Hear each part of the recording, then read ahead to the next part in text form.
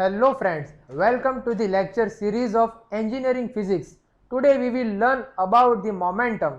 आज के इस लेक्चर के अंदर हम मोमेंटम के कंसेप्ट के बारे में पढ़ने वाले हैं। तो चलिए देखते हैं मोमेंटम क्या होता है।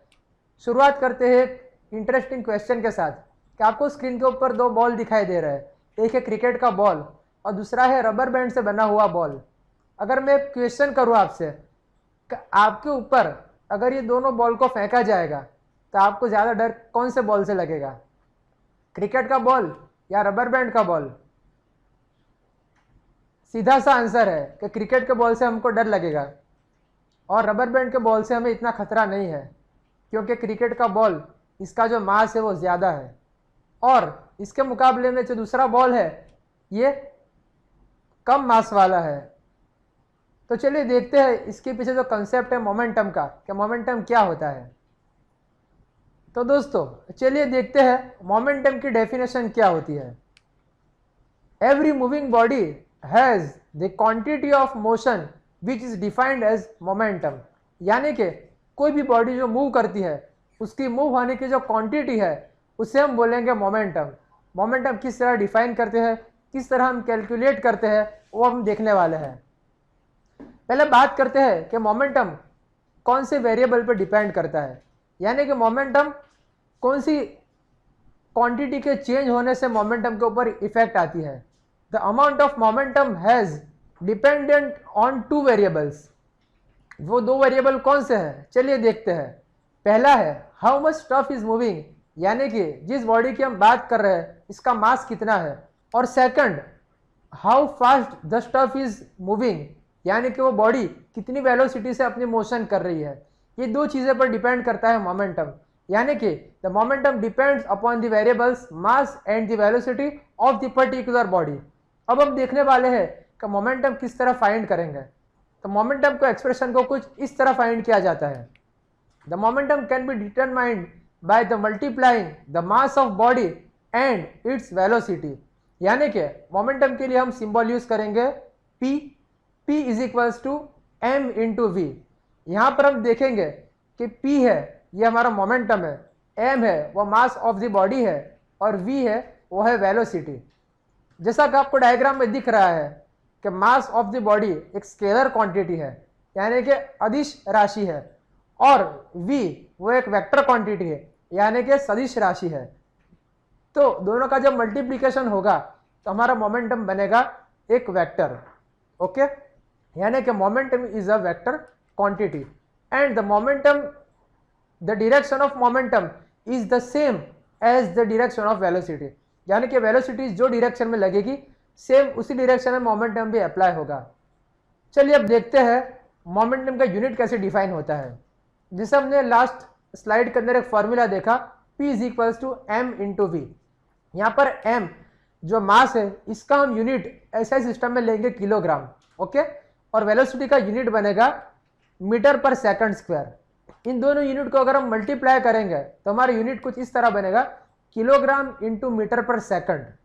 अगर इसको मैं दूसरी तरह से लिखना चाहूँ तो यूनिट कुछ इस तरह भी हम बोल सकते हैं Newton into second. Okay, CGS system इसका यूनिट क्या बनेगा? अगर हम बात करें CGS सिस्टम की तो CGS में इसका यूनिट क्या बनेगा?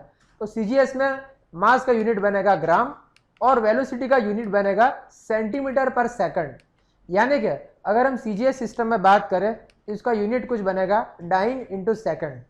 ओके, चलिए अब देखते हैं कि law of conservation of momentum क्या होता है। तो दोस्तों अब हम बात करने वाले हैं कंजर्वेशन लॉ ऑफ मोमेंटम, यानी कि मोमेंटम का कंजर्वेशन का लॉ क्या कहता है। तो चलिए देखते हैं कि न्यूटन के सेकंड लॉ को मोमेंटम के साथ कैसे कनेक्ट करेंगे और फोर्स और मोमेंटम के बीच क्या रिलेशन होता है। जैसा कि हमने लास्ट स्लाइड के अंदर देखा, मोमेंटम का फॉर्मूला कुछ इस तरह बनेगा P is equals to m into v. अब हम चलते हैं न्यूटन के सेकंड लॉ की तरफ। न्यूटन का सेकंड लॉ कहता है F is equals to m into a. यहाँ पर हम सब जानते हैं कि m है mass of the body and a है acceleration of the moving body. Acceleration को अगर हम वेलोसिटी के डिफरेंशियल फॉर्म में लिखना चाहे तो फॉर्मूला कुछ इस तरह बनेगी F is equals to m delta v upon delta t. यहाँ पर डेल्टा v है the change in velocity with respect to time, इसलिए हमने लिखा है डेल्टा टी। ओके, अगर बॉडी का मास वो कांस्टेंट नहीं है और बॉडी का मास अगर चेंज हो रहा है तो उसको भी हम डेल्टा के अंदर ले जाएंगे। तो हमारा एक्सप्रेशन कुछ इस तरह बनेगा, F is equals to delta m into v upon delta t as per the formula of momentum. जैसा कि आप ऊपर देख रहे हैं m इंटू वी को हम बोलेंगे मोमेंटम, यानी कि हमारा एक्सप्रेशन कुछ इस तरह बनेगा, F is equals to delta p upon delta t. यहाँ पर m डॉट वी को मैंने p लिख दिया है। इस एक्सप्रेशन से अगर हम देखना चाहें तो फोर्स और मोमेंटम का आपको एक रिलेशन मिल गया, यानी कि the rate of change of momentum is equal to the force of the body. यहाँ कुछ इस तरह डिराइव होगा कि बॉडी का मोमेंटम का चेंज रेट वो फोर्स के बराबर होगा। अगर हम मान लेते हैं कि बॉडी पर कोई एक्सटर्नल फोर्स नहीं लग रहा या फिर सिस्टम ऑफ बॉडी के ऊपर कोई एक्सटर्नल फोर्स अप्लाई नहीं हो रहा, यानी कि F is equal to zero हो जाएगा। अगर हम मान लेते हैं कि F is equal to zero, तो ये फॉर्मूला के मुताबिक delta p upon delta t is equal to zero हो जाएगा। इसके मुताबिक होगा delta p is equal to zero, यानी कि मोमेंटम में जो चेंज आ रहा है वो जीरो है। इसका एक मतलब ये हुआ कि जो इनिशियल मोमेंटम है और फाइनल मोमेंटम है दोनों की वैल्यू सेम रहेगी। अगर मैं इसको डिफरेंस के फॉर्म में लिखूं तो p f minus p i is equal to zero. यहाँ पर पी एफ है final momentum of the system and p i is the initial momentum of the system. मैंने उसको सफिक्स के अंदर पी और एफ से उसको डिनोट किया है। यानी कि अगर मैं इसको ज़्यादा सिंप्लीफाई करूँ तो हमारा एक्सप्रेशन कुछ इस तरह बनेगा, p f is equal to p i, यानी कि the final momentum of body is equal to the initial momentum of the body. इसे हम बोलते हैं कंजर्वेशन ऑफ मोमेंटम।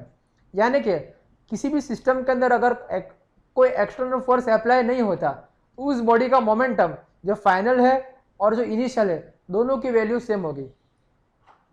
इस फॉर्मूला का यूज करके हम बहुत सारे एग्जाम्पल और बहुत सारे प्रॉब्लम्स और मैकेनिज्म्स को सॉल्व कर सकते हैं। जब हम कोई दो बॉडी का इंटरेक्शन करते हैं, फॉर एग्जाम्पल एक हमने बॉल लिया है और एक कोई खिलौना है, दोनों का अगर हम साथ में टकराते हैं तो दोनों की वेलोसिटी कौन सी होगी और दोनों का मास कितना होगा, इसको हम इस फॉर्मूला से काउंट कर सकते हैं। तो दोस्तों आज की इस वीडियो में हमने मोमेंटम के कंसेप्ट के बारे में, इसके इक्वेशन के बारे में और इसके कंजर्वेशन के बारे में और ऐसा यूनिट के बारे में पढ़ा है। अगर आपको मोमेंटम का टॉपिक में किसी भी टाइप का डाउट हो तो कमेंट सेक्शन में ज़रूर पोस्ट कीजिए, और अगर आपको वीडियो पसंद आई है तो अपने दोस्तों के साथ इसको ज़रूर शेयर कीजिए। अब हम मिलेंगे नेक्स्ट वीडियो में एक नए इंटरेस्टिंग टॉपिक के साथ। Thank you very much.